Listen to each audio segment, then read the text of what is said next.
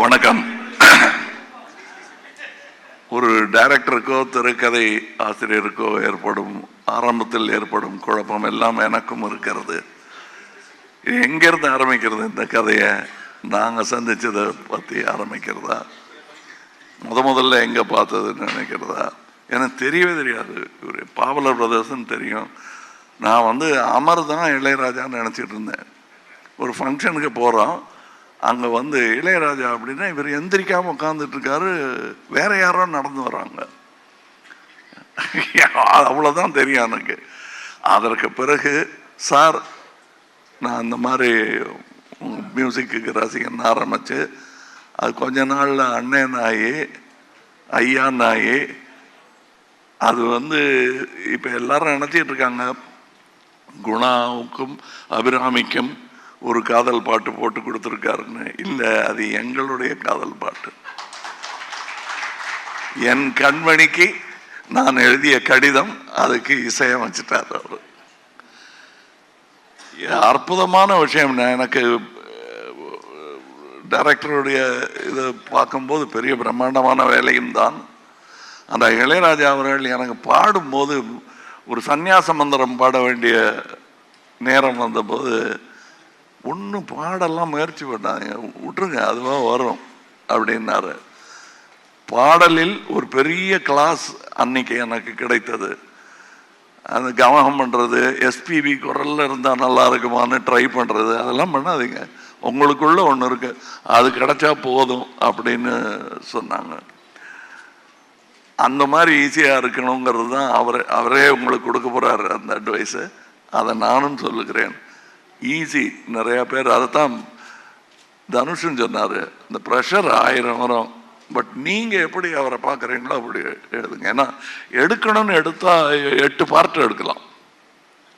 ராஜாவை பிடிக்காதவர்கள் எடுத்தால் அது ஒரு படம். ஆனால் எப்படி எடுத்தாலும் அந்த இசை மேதைங்கிறவர் தனித்து நிற்பார். பிடிக்காதவங்க சொன்னா கூட இதை மறுக்க முடியாதுல்ல. அவர் 6 அடியெல்லாம் கிடையாதுங்கன்னு ஆரம்பிப்பாங்க பிடிக்காதவங்க. ஆமாம், ஆனால் 1 அடி பாட்டு கேட்டால் போதும். அந்த மாதிரி நாங்கள் இப்போ கூட பேசிகிட்டு இருந்தோம். அதில் பொறாமை பிடித்தவர்கள், நல்ல வேளை எனக்கு இசையில் புரியும் அவ்வளோதானே தவிர பெரிய பேராசை ஒன்றும் கிடையாது. அதனால் எனக்கு அவர் மேலே பொறாமையே கிடையாது. அவர் செய்கிறதெல்லாம் நானே செஞ்சிட்ட மாதிரி சந்தோஷம் எனக்கு. அதாவது எங்கள் அப்பாவுக்கு பாடவே வராது. சரிகம பதனிசாவை சானிதப்பா மகரிசான்னு பாடக்கூடிய அளவுக்கு தான் சங்கீதம் தெரியும். ஆனால் ரசிப்பார்.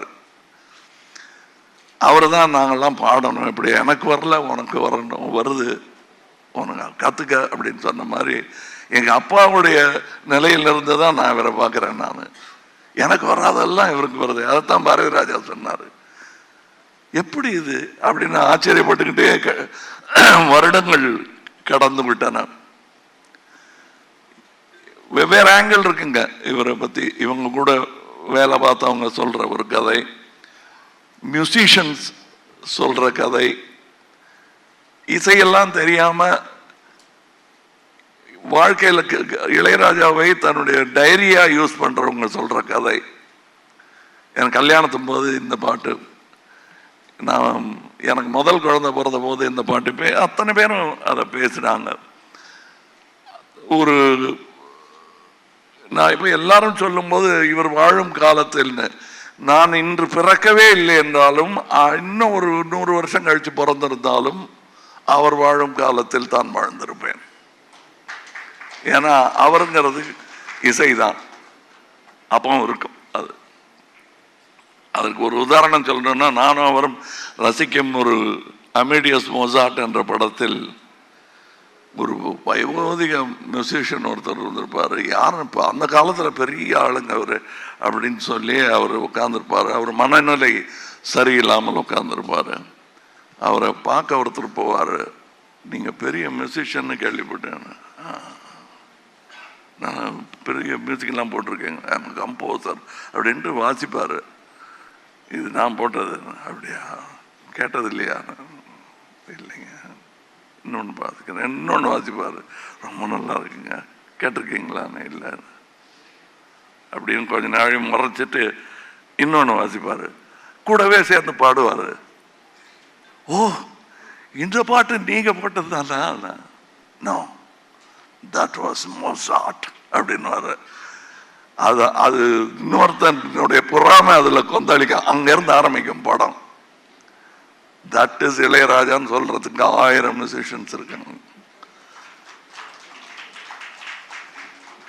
அந்த மாதிரி எனக்கு இப்போ நான் தான் சொன்னேன், சாயங்காலம் ஒரு ஃபங்க்ஷன் இருக்கு, எல்லாரும் மனம் விட்டு பேசினான்னா நீங்க நேரம் இங்கிருந்து அங்கே தான் வர வேண்டியிருக்கும் அப்படின்னு சொன்னேன்.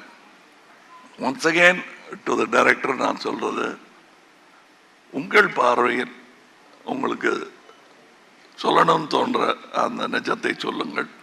ப்ரெஷர் எடுத்துக்காதீங்க. ஏன்னா இந்த படம் இசைஞானி இளையராஜாவை பற்றிய படம் மட்டும் இல்லை, பாரத் ரத்னா இளையராஜாவை பற்றிய படம். இது வாழ்த்துல டிமாண்ட், எங்களுடைய டிமாண்ட். இதுலயே கொஞ்சம் பாஷையெல்லாம் கம்மியா இருக்கு, தமிழ், தெலுங்கு, மலையாளம், கன்னடா, ஹிந்தின்னு. இன்னும் இந்தியாவிலேயே இன்னும் நிறைய பாஷை இருக்கு. அத்தனையும் சேர்த்து அவையிலெல்லாம் இந்த கூட்டிட்டு போவார் இவர். இப்போ சொன்னார் இல்லையா தனுஷ், எனக்கு வழி நடத்தும், உங்களை அவர் இசை வழி நடத்தி ரோடு போட்டு கொடுத்துரும் உங்களுக்கு. எல்லா ஊருக்கும் போக வேண்டும். நான் எனக்கு பொறாமையே கிடையாது.